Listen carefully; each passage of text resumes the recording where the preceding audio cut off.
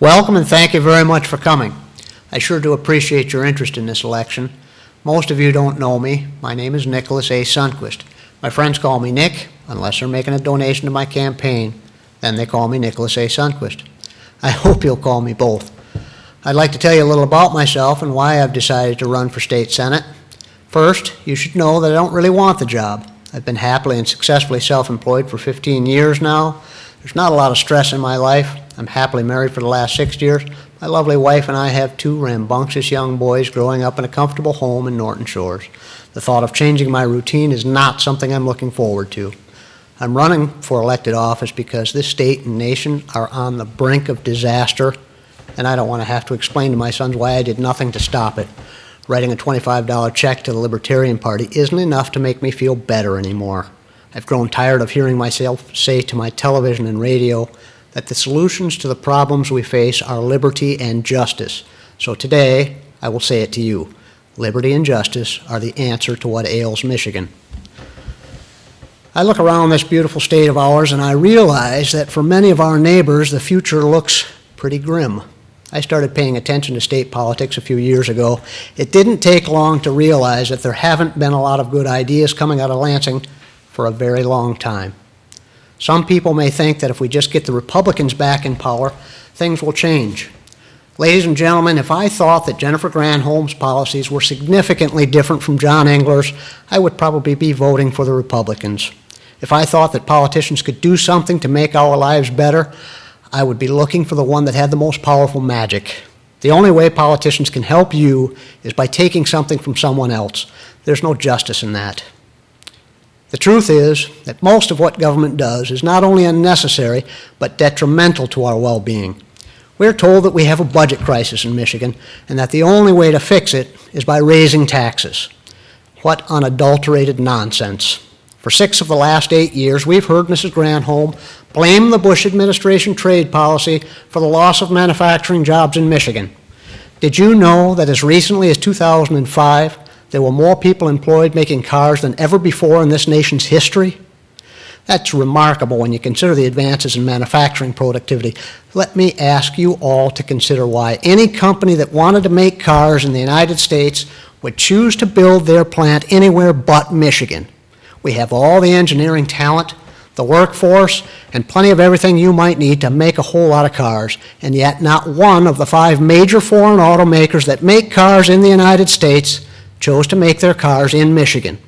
It's hard for me to believe that the employees in Tennessee and Alabama or Kentucky are any better educated or harder working or even just better looking than we are here in Michigan. Heck, most of those people working in those plants were probably educated here. The truth is that the politicians in Lansing have made it all but impossible to do business in Michigan.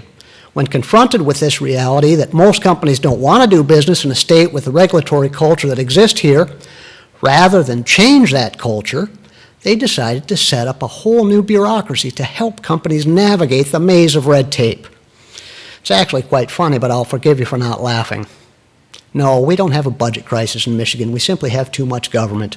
Here are a couple of facts to help put this in perspective. Michigan is one of only 4 states in the Union to have a full-time legislature and one of only 2 states to have a Surgeon General. Just for fun, does anyone here know who the Surgeon General is?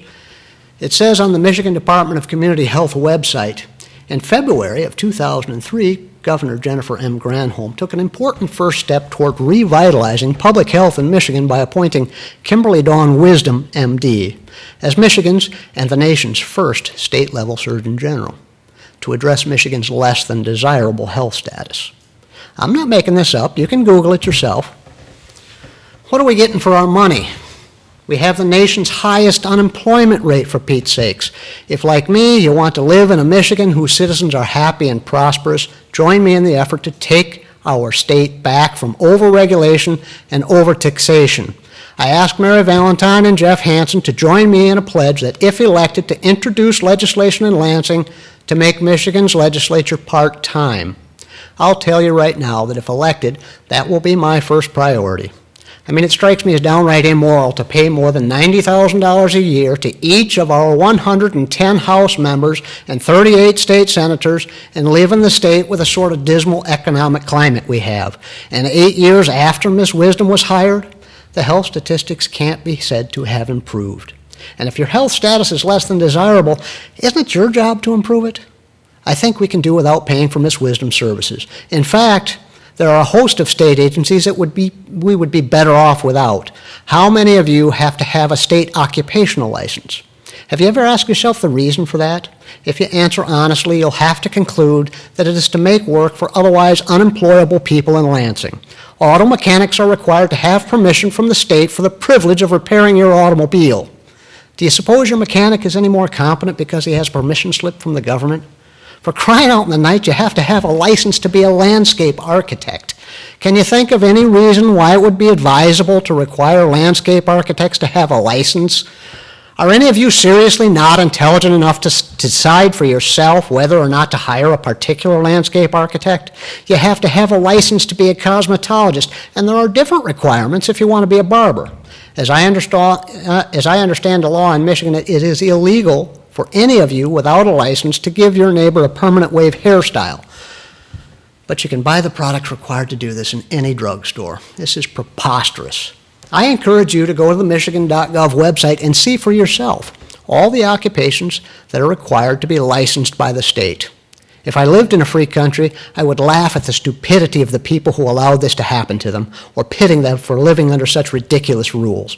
Unfortunately, I don't live in a free country, in a country that's in a meaningful sense free. I have to get a permission slip from the government to work. My government will tell me when and how to save for my retirement. They will jail me or fine me if I don't fill out a tax return in an approved manner. They will steal from my neighbors on my behalf if I attend an approved school. They will give special tax breaks and outright subsidies to companies that make windmills or electric car batteries, whether or not I want them. And a 40% tax credit if I agree to make a movie in Michigan. They are actually giving film companies 40% of their production cost back. Is that what you would choose to do with your money? I'd rather support the movie industry by renting their products, the ones I think I will like, from Netflix. Call me old-fashioned. On top of all this, they can change the rules when they want. No liberty, no justice. We live in Michigan, not Moscow. It's time to start acting like it. I thank you for your time and your vote.